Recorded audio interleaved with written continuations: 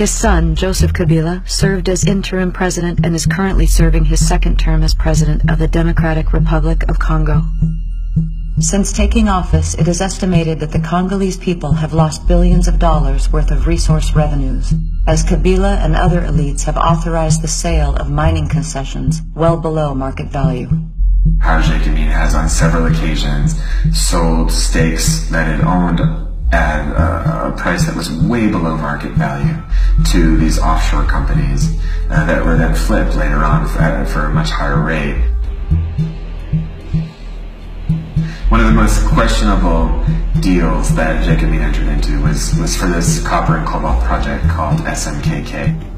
A big Kazakh mining company called ENRC owned 50% of it, and Jacobin owned the other 50%. Suddenly what happened was Jacobin didn't own the other 50% anymore. It was sold for $15 million to a British Virgin Islands-based offshore company called Emerald Star Enterprises. No one knew who they were or where they'd come from. A few months later, ENRC bought that 50% that used to be Jacobin's from Emerald Star Enterprises for $75 million. It doesn't make any sense. The state lost $60 million. Jacobin lost $60 million. It is beyond belief that Jacobin wouldn't know that that property was worth more than $15 million, and it doesn't make sense that they shouldn't be furious.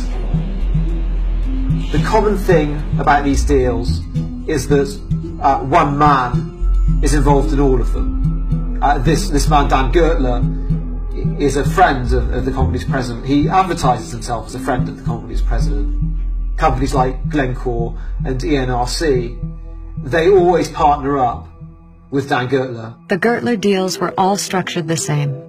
A company associated with Gertler based in the British Virgin Islands bought a mining concession from Jacobin for as little as 5% of its market value. Almost immediately, the concession was flipped to a major mining company, either ENRC or Glencore, for its actual market value. The profit margins reached as high as 800%. Instead of benefiting the Congolese state, profits went solely to the companies in the British Virgin Islands. Cloaked behind the British Virgin Islands corporate protections, the identity of those who have profited from these deals remain unknown. Can I prove to you there was corruption? No, I can't. But there's such huge discrepancies between what the government reports as their income, what the company said they paid the government, what the state-owned company got from these deals. We can't trace the money, and there's something wrong. But we've seen it over and over and over again. The London-based company ENRC has annual revenue of over $6 billion. Glencore, also based in London, has annual revenue of over $2 billion. Dan Gertler was recently named to the list of new billionaires under the age of 40. How much money has been lost to the Congo? We don't have the total figure, but we analysed just 5 deals, 5 of the many deals of this nature that have been struck. And by looking at the data, we determined that at the very least, $1.355 billion was lost to Congo as a result of these deals.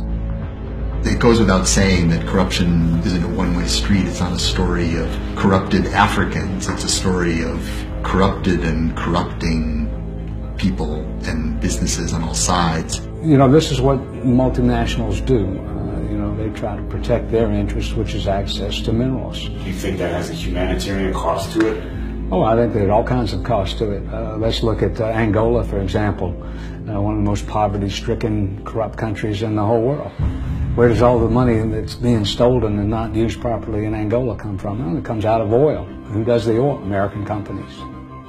So are we complicit in the poverty of Angola as a nation? Because American companies are exploiting the oil? What about women's rights in Saudi Arabia? Who buys all of the Saudi oil or produced it or found it? And so are we ethically accountable for that? Governments in the West, the US, the UK, have a responsibility to scrutinize those companies because by buying those assets, they are directly complicit in the illegal enrichment of a very narrow and abusive elite in the Congo. And so I think we need to stop pretending like we have nothing to do with it. We do have something to do with it.